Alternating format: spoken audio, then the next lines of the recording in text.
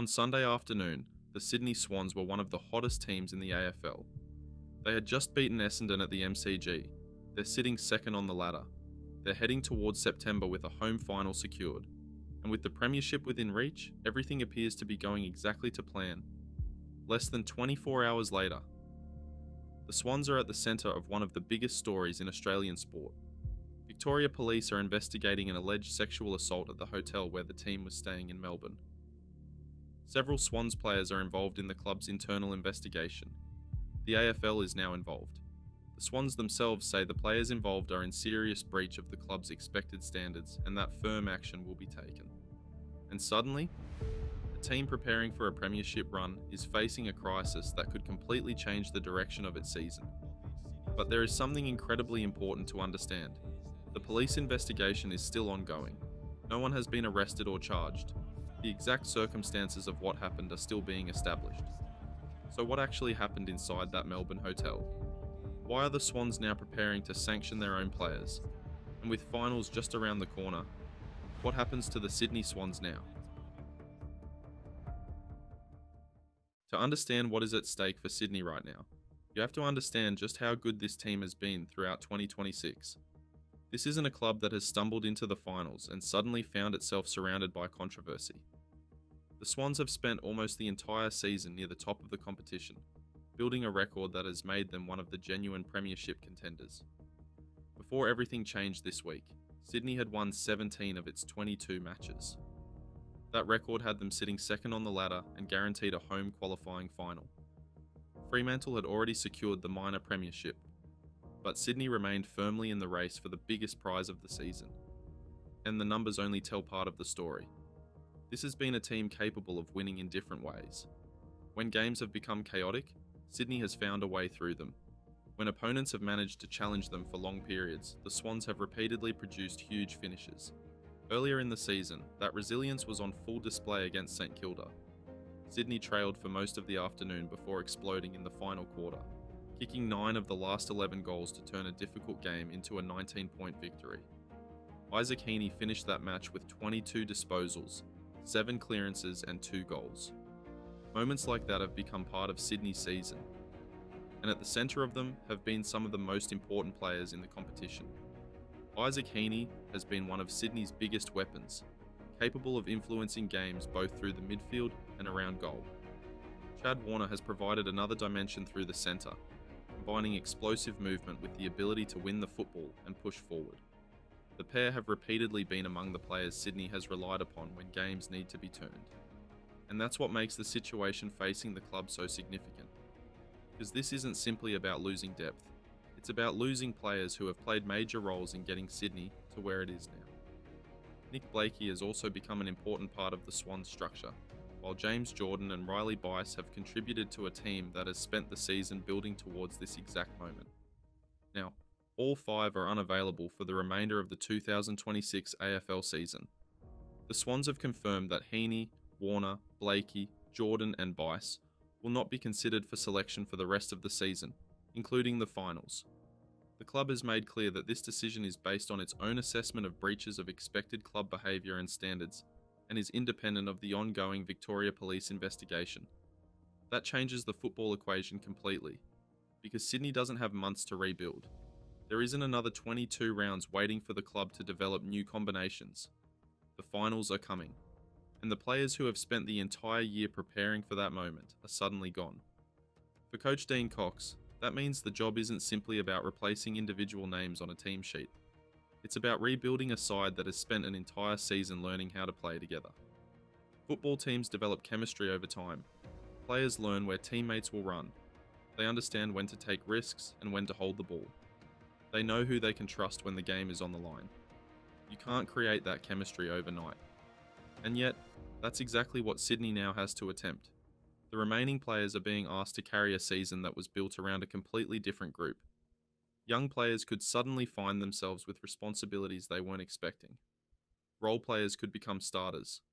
Experienced teammates will have to take on more responsibility. And the coaching staff have to find a way to make it work. Because the Swans' premiership window hasn't disappeared. They're still in the finals. They're still playing at home. And they're still going to run onto the field when September arrives. But the team that gets there will look very different from the one that earned its place near the top of the ladder. That is the sporting side of this story. But there is another side that has to be understood before we go any further. The 5 players have been sanctioned by their club for what Sydney describes as serious breaches of its behavioural standards. That is a decision made by the Swans. It is separate from the criminal investigation being conducted by Victoria Police, and that distinction is going to become increasingly important as the story develops. Because while the football world is already asking whether Sydney can still win a premiership, the investigation into what happened in Melbourne is still continuing, and that is where the story takes a much darker turn.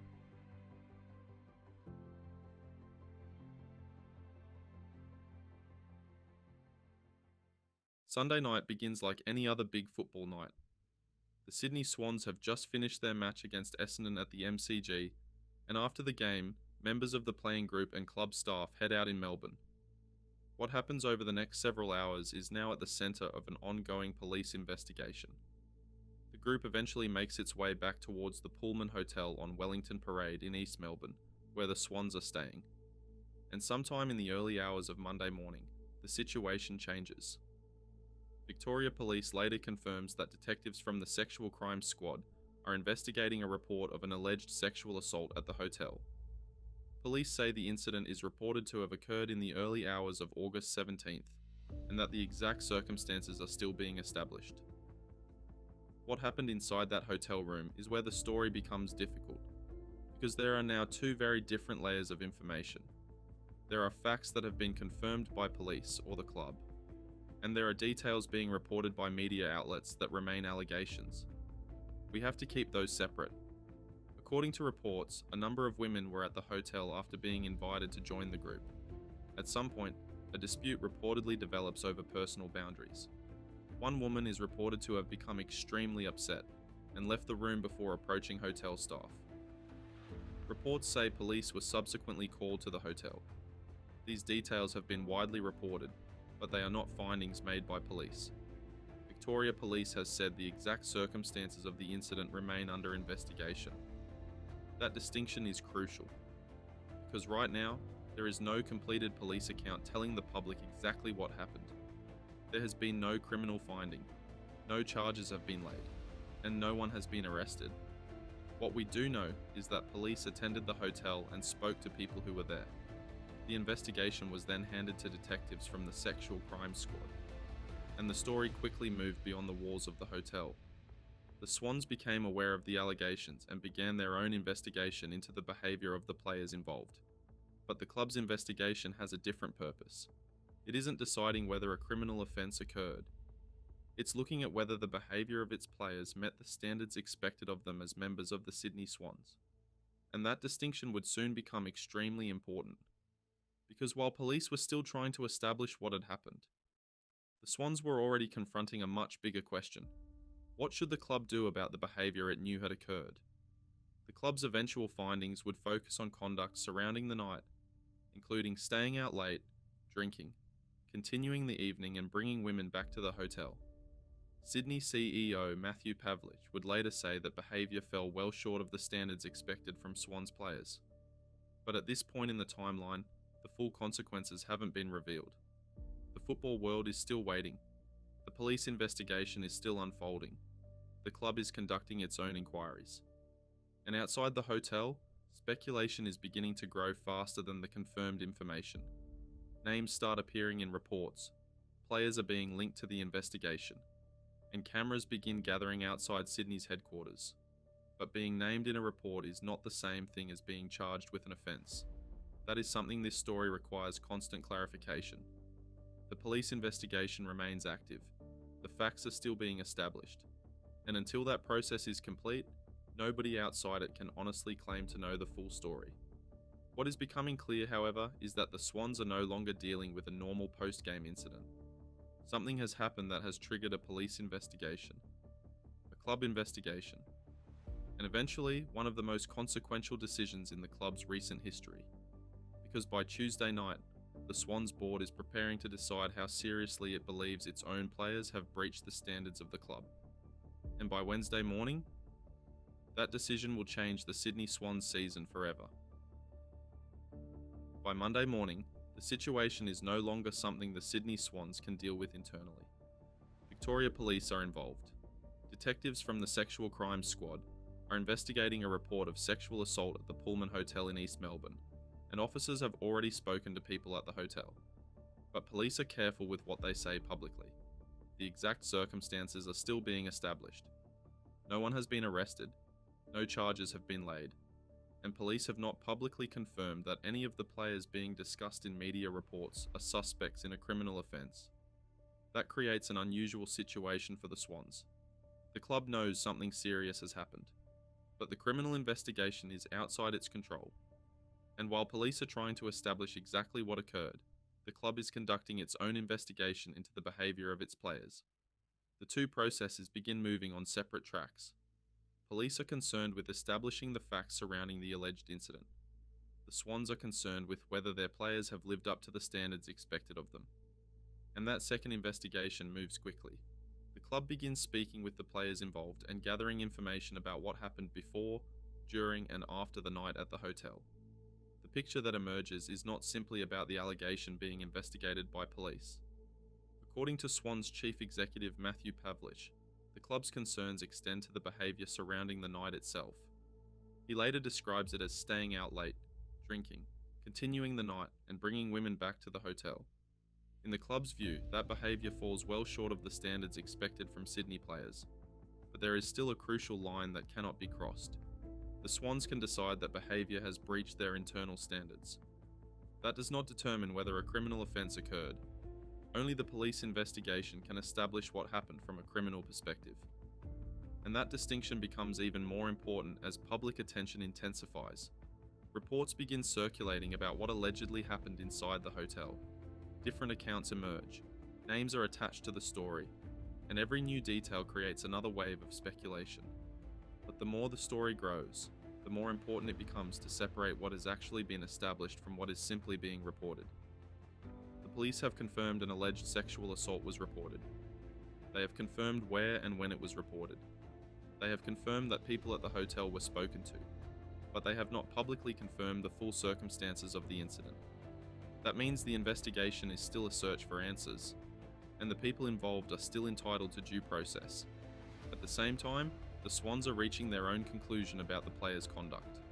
On Tuesday, the club announces that its board will meet to determine sanctions, describing the players as being in a serious breach of expected club behaviour and standards. That announcement changes the direction of the story. Until this point, the biggest question has been, what happened?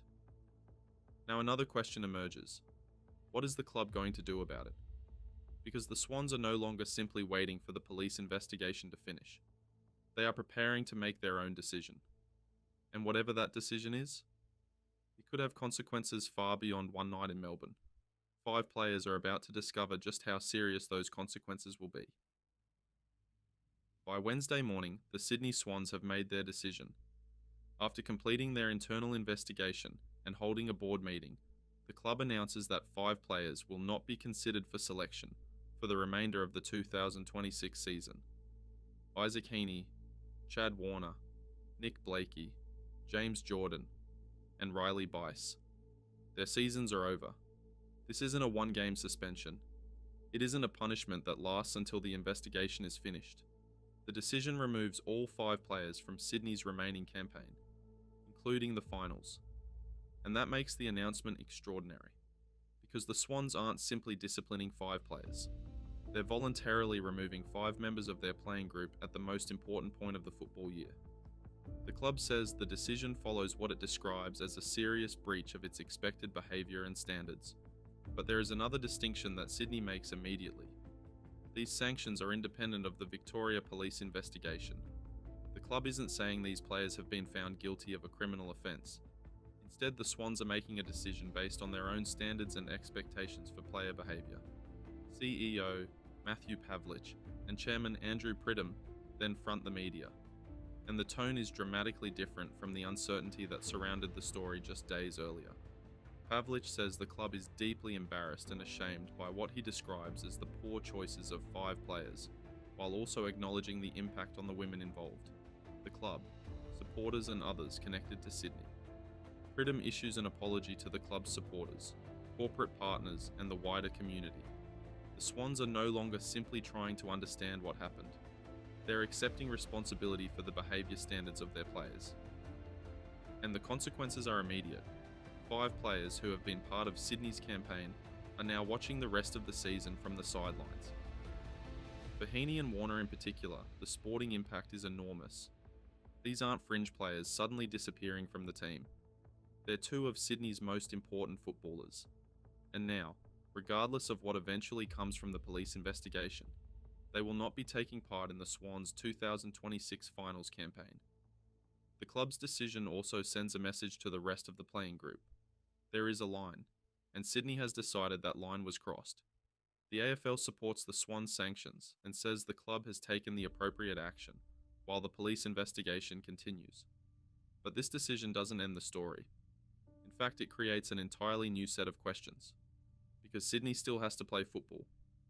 The club still has a final home and away match ahead. Then comes September. And the Swans now have to prepare for the biggest games of their season without 5 players who were expected to be part of that campaign. The coaching staff have to rebuild their plans. The remaining players have to absorb additional responsibility. And the club has to somehow maintain its Premiership challenge while one of the biggest decisions in its recent history continues to dominate the headlines. But perhaps the most important part is what happens next. The Swans have made their decision. The AFL has backed it. 5 players are out for the season.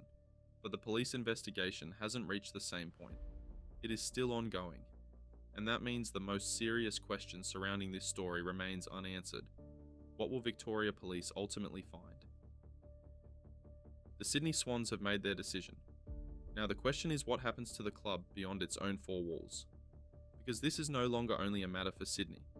The AFL is now dealing with a situation that has implications for the entire competition. AFL Chief Executive Andrew Dillon has described the allegations as deeply concerning, and has stressed that the woman who made the report is entitled to privacy and care. He has also made clear that the police process needs to be allowed to run its course. That creates a difficult position for the league. The AFL has to respond to the seriousness of what has been reported, but it also has to respect the fact that the criminal investigation is still underway. The league cannot simply decide what happened inside that Melbourne hotel. That is the job of Victoria Police. What the AFL can do is examine whether the behaviour of players breaches its own rules and standards. And that is where the story could continue to develop. The Swans have already taken the most dramatic step available to the club. 5 players are out for the rest of the season. The AFL has publicly supported that decision. But the league's involvement doesn't necessarily end there. There is also the question of how the AFL responds to the broader issues raised by the incident. The league has acknowledged that the allegations raise wider questions about the responsibilities of the sport and the standards expected of its players. And that conversation is becoming increasingly difficult to separate from the immediate football story. Because professional athletes aren't simply judged by what they do on the field. They're representatives of their clubs. They're representatives of the competition, and their behaviour away from the football ground can have consequences far beyond a single game. The Swans have now acknowledged that themselves. The club has apologised to supporters, partners and the wider community, while expressing concern for the welfare of the women involved. CEO Matthew Pavlich has described the club as deeply embarrassed and ashamed by the choices made by the 5 players. That response also comes after criticism of the initial reaction to the allegations, with concerns that the welfare of the woman who made the report had not been given enough attention in the early public discussion. The AFL and Swans have since placed greater emphasis on that issue, condemning disrespectful behaviour towards women and acknowledging the need for the game to continue improving. And that changes the conversation. This is no longer simply, how many games will the players miss? It's becoming a much bigger question. What standards should professional sporting clubs expect from their players? How should clubs respond when serious allegations emerge? And how do you protect the integrity of an investigation while still holding people accountable for behaviour that falls below an organisation's standards? Those questions don't have simple answers. The police investigation still has to run its course. The 5 players remain uncharged, and the public does not yet have a complete account of what happened that night. But the consequences are already real. The Swans have lost 5 players for the rest of their season, the AFL has been forced to respond. The club's reputation has taken a significant hit, and an investigation that began inside a Melbourne hotel is now raising questions across the entire competition. But perhaps the biggest impact is still waiting to be seen, because Sydney is about to enter the finals, without 5 of the players who helped get them there. And now the question moves away from the boardroom, the police investigation, and the AFL headquarters. It moves back onto the football field. Can the Sydney Swans still win the Premiership? Now comes the question that nobody at the Sydney Swans can avoid. Can this team still win the Premiership? 5 players who were part of the club's 2026 campaign are gone. Not for 1 week. Not for the final home and away game. For the rest of the season. And among them are 2 of Sydney's most important players, Isaac Heeney and Chad Warner. Nick Blakey, James Jordon and Riley Bice are gone as well, leaving the Swans with a dramatically different team heading into September. The timing makes the challenge even harder. Sydney still has 1 home and away game to play against North Melbourne on Sunday. After that, the Swans enter the finals with a home qualifying final, already secured. So there is no long rebuilding period, there is 1 game to experiment. Then the matches become win or go home.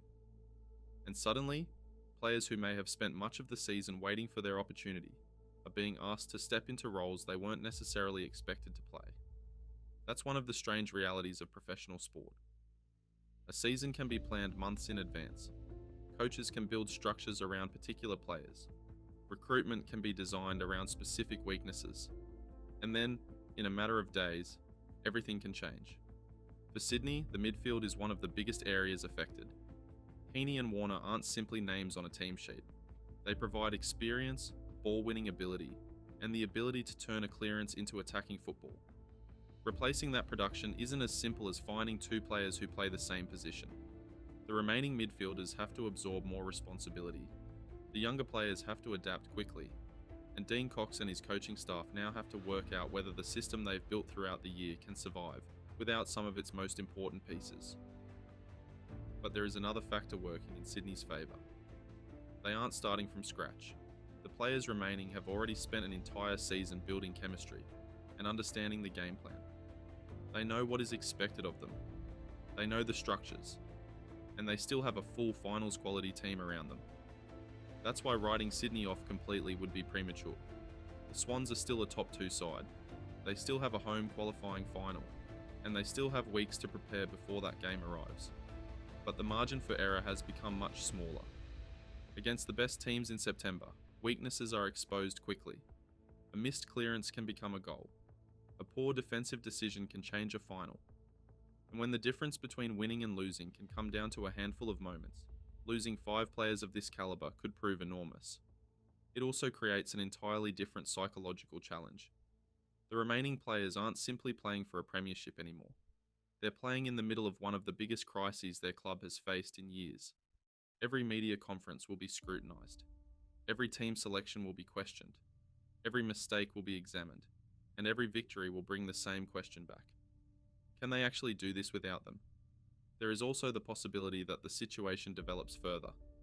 The club's sanctions are separate from the Victoria Police investigation, and the police process is still ongoing.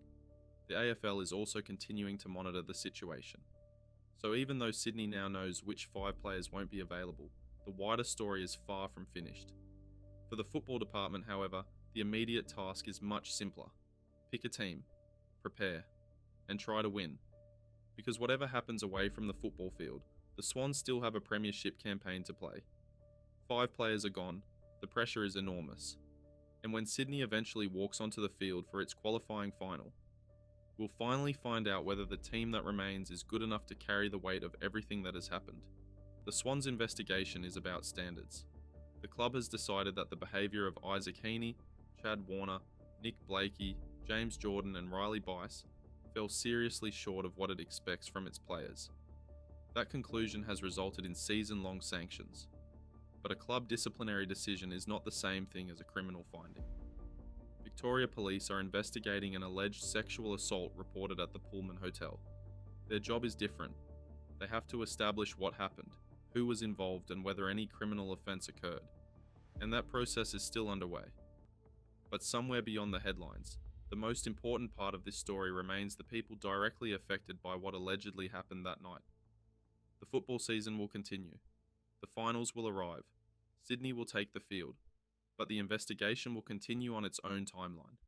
And until those answers arrive, nobody can know exactly where this story ends.